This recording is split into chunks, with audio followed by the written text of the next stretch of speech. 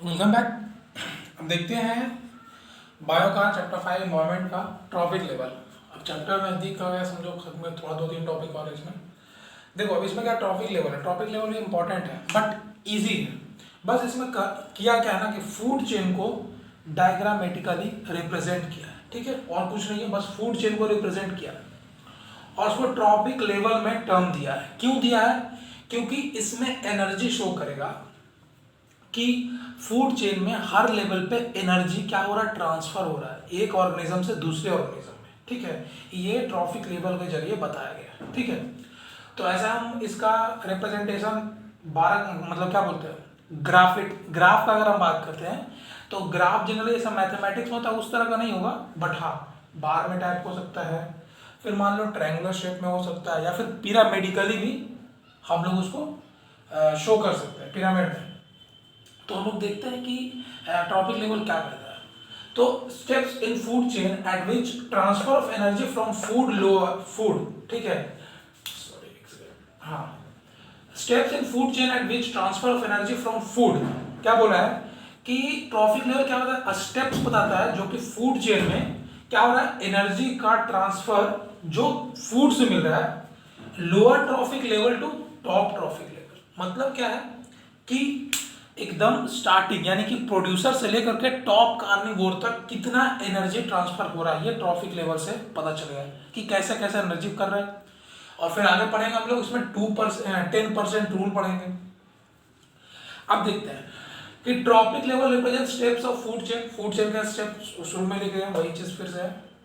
अब कैसे food chain step follow कराता है, तो ये स्टेप यहां देखते हैं कि first trophic level, second trophic level, third trophic level, fourth trophic level. अब एक चीज ध्यान से सुनना, यहाँ पर हम फोर्थ लिखे हैं, ये बुक के अकॉर्डिंग बता रहे हैं, ये जरूरी नहीं कि फोर्थ ही होगा। हम लोग फूड वेब में देखे थे, उसमें 5 ऑर्गेनिज्म उसमें था। तो देखो ऑर्गेनिज्म कितना भी हो सकता है ना, तो ये जरूरी नहीं कि सिर्फ फोर्थ तक आकर रुक जाएगा, ठीक है ना, ये जरूरी नहीं है। फिफ्थ भी आ सकता है, फिफ्थ ट्रॉपिक लेवल भी आ सकता है। तो ऐसा मत समझना कि फोर्थ तक ही होता है, ठीक है।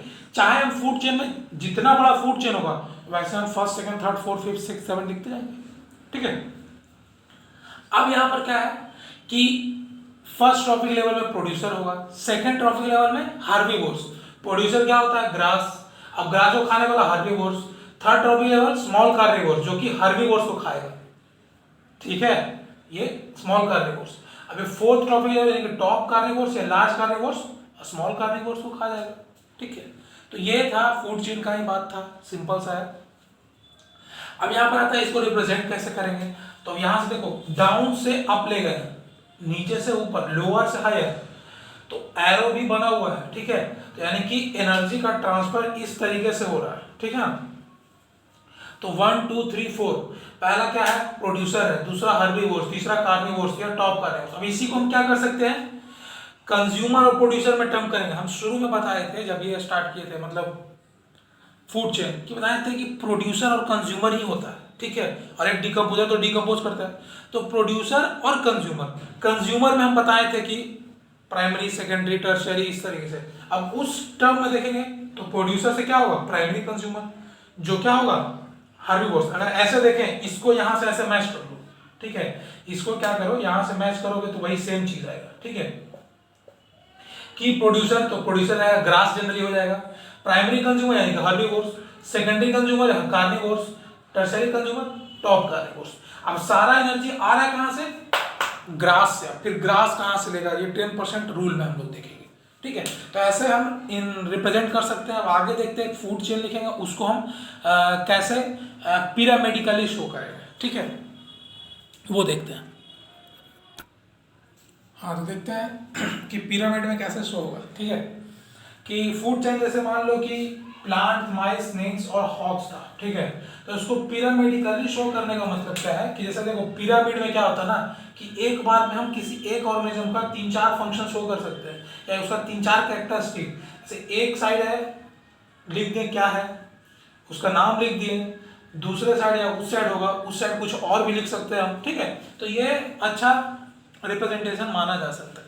अब बार वाला में था सिंपल हम लिखते हैं, उसके नीचे लिखना पड़ता था, तो ये भी हम अच्छा तरीके से लिख सकते हैं, एक एग्जांपल के तौर पर बताया, ठीक है।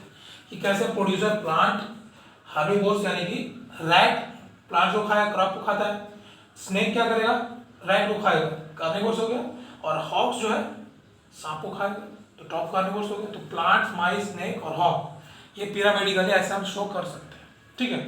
अब आता है इस इकोसिस्टम में इफेक्ट्स ऑफ मैन, ठीक है, effects of man activity on the ecosystem, मतलब कि ह्यूमन जो इकोसिस्टम का यूज कर रहा है यानी कि एक्सप्लॉइटेशन कर रहा है, उसका इफेक्ट क्या पड़ता है एनवायरमेंट पे, ठीक है, इकोसिस्टम पे, वो हम देखेंगे आगे। तो ये है क्या, जैसे देखो जनरली कि इम्बैलेंस इन इकोसिस्टम, इकोसिस्टम में इम्बैलेंस आएगा due to exploitation by humans. Humans को क्या कर रहा है, अपने जरूरत के हिसाब से बर्बाद कर रहा है, यूज कर रहा है, जो मन में आ रहा कर रहा है, उसके कारण। तो उसका असर क्या क्या हो रहा है, बहुत सारा है। जैसे कि मानते हैं लैक ऑफ फूड, हम लोग खाना नहीं मिल रहा है, जंगल में खाना नहीं मिल रहा है जानवरों को, बहुत सारा चीज है। एक्सटिंक्शन हो रहा है, मतलब बहुत सारा प्लांट लुप्त हो रहा है, एनिमल लुप्त हो रहा है, सारा किसके कारण, हम लोग कारण। हम लोग शिकार करते हैं ना, प्लांट कट कर रहे हैं, ग्रो नहीं कर रहे हैं, तो उस समय एक्सटिंक्शन तो होगा ही। तो अपने यूज के लिए हम लोग बहुत सारा चीज कर रहे हैं जो इकोसिस्टम को अफेक्ट कर रहा है, ठीक है। आगे देखते हैं। देखो आप देखेंगे हम लोग कि जैसे मैन क्या क्या एक्सप्लॉइटेशन किया है, ठीक है, इकोसिस्टम में। तो यहाँ पर देखो सबसे अच्छा एग्जांपल है सहारा डेजर्ट। अब सहारा डेजर्ट है, मतलब डेजर्ट मतलब क्या है, सिर्फ रेत है, यानी कि वो मिट्टी है। तो पहले हो सकता है कि फॉरेस्ट रहा हो। अब क्या होता है ना कि सैंड बनता कैसे है, ये सब फॉर्मेशन तुम लोग अब डिटेल में अगर तुम अपना प्रोफेशनली चुनोगे ना, तब पता चलेगा कि कैसे बनता है, क्योंकि वो एक तरह का सॉइल ही है सैंड, बट वहाँ पर उसका होल्डिंग कैपेसिटी वाटर का बहुत कम होता है, इस वजह से वहाँ प्लांट ग्रो नहीं कर सकता है। तो ये सहारा डेजर्ट बना कैसे होगा, तो वो पहले फॉरेस्ट होगा, फॉरेस्ट को काटा गया होगा और वहाँ पर बारिश कम हुआ होगा और प्लांट होगा नहीं उसको सॉइल को होल्ड करने के लिए, पानी है नहीं, तो वो सूखते सूखते मिट्टी डेजर्ट में चेंज किया होगा। इस तरीके से इकोसिस्टम पे ह्यूमन का इफेक्ट पड़ता है। जैसे मान लेते हैं हम किसी एक फूड चेन लेते हैं एग्जांपल, ग्रास, डेयर, लायन, ठीक है। तो इसमें अगर हम एक्सप्लॉइटेशन की वजह से किसी एक को रिमूव करते हैं, ठीक है, तब इन्वायरमेंट में क्या क्या असर होगा ये देखते हैं, ठीक है ना, कि वन बाई वन एक एक को हम रिमूव करेंगे और देखते हैं क्या असर होता है। अगर हम पहले बात करते हैं लायन को, लायन रिमूव किया तो क्या होगा, lions number decrease if hunting and poaching continue, then the deer herbivores जो होगा number get increase, deer eat grass and due to over grazing forest turns into deserts. देखो ये भी चीज लिखा है कि यानी कि प्लांट नहीं होगा तो क्या होगा, डेजर्ट में चेंज कर, डेजर्ट में चेंज कर दिया, ठीक है। तो बोला क्या कि अगर लायन का नंबर हम लोग डिक्रीज हो जाए, कैसे, तो हम लोग उसका हंटिंग करेंगे, पोचिंग करेंगे उसके स्किन के लिए, या फिर मान लो ऐसे उसको रखेंगे और खाना नहीं देंगे, जो भी है किसी भी मकसद से, अगर उसका नंबर कम होता है तब क्या होगा, हिरन है या फिर मान लो और भी हर्बीवोर्स जो एनिमल है, जैसे मान लो जीब्रा है, फिर गोट है, और भी बहुत सारा होगा, वो हर्बीवोर्स का क्या होगा, नंबर इंक्रीज कर जाए। क्यों, क्योंकि कार्निवोर्स तो खत्म हो गया, कार्निवोर जो उसका शिकार करता था वो खत्म हो गया, तो इसका नंबर क्या होगा, बहुत ज्यादा तेजी से बढ़ेगा। अब इसका नंबर बढ़ रहा है, ये खाता क्या है, ग्रास खाता है। तो अब मान लो एक जगह ये फील्ड है, यहाँ पर बहुत ज्यादा ग्रास ग्रो करा हुआ पूरे फील्ड में, लायन नहीं है, आया हिरन का एक टोली आया या फिर मान लो ग्रुप इतना खा लिया, कल आया फिर इतना खा लिया, क्या एक दिन में ये ग्रास उग जाएगा, नहीं ग्रो करेगा। अगला दिन नंबर भी बढ़ता जा रहा है, ग्रास भी खत्म हो जा रहा है, ग्रो कर ही नहीं रहा है, करते करते क्या होगा, ये पूरा फील्डिंग खत्म हो जाएगा। बट अगर लायन अगर हम दे दें तो आज इतना ग्रास खाया ना, अगला दिन लायन के डर से 5 मान लो खत्म हो गया डियर, तो ग्रास थोड़ा कम खर्च हुआ और डर से, और वहां पर खाने भी या मान लो बच करके खाएगा ताकि इन्वायरमेंट भी सेफ रहे। और फिर डर ही खत्म हो जाएगा तो आराम से आजादी से घूम के जब मन तब खाता रहेगा, दिन भर खाता रहेगा। तो ये इसके कारण क्या होगा, ग्रास क्या होगा, ग्रास खाता रहेगा डियर, और उसके कारण क्या होगा, ओवर ग्रेजिंग, मतलब ज्यादा खाने से फॉरेस्ट होगा या प्लांट जो होगा या प्लेन्स होगा, सारा डेजर्ट में चेंज हो जाएगा, क्योंकि प्लांट्स ही नहीं रहेगा, रेनफॉल नहीं होगा, मिट्टी सूख जाएगा वहां पर। अगला चलते हैं मगर डियर, हिरन को, यानी कि हार्बीवोर्स को अगर हम हटा देते हैं इकोसिस्टम से या फिर किसी चेन फूड चेन से, तो क्या होगा, deer is food for lion, lion के लिए फूड है डियर, ठीक है, and deer is remove from the chain, the lion carnivores died from starvation. मतलब क्या होगा कि अगर मान लो डियर यानी हार्बीवोर्स को अगर हम खत्म कर देते हैं किसी चेन से, तो जो टॉप कार्निवोर्स होगा, क्योंकि वो खाता हिरन या मान लो गोट, ये जो भी हार्बीवोर्स, वो हट जाएगा तब ये खाएगा, घास तो खाने नहीं जाएगा, तो ये स्टारवेशन से इसका नंबर कम होता जाएगा, मरता जाएगा। तो ठीक है, तो लायन का पॉपुलेशन घटता जाएगा। और अगर लायन, अब लायन तो घट ही रहा है, अल्टीमेटली घट रहा है ना, किसके कारण?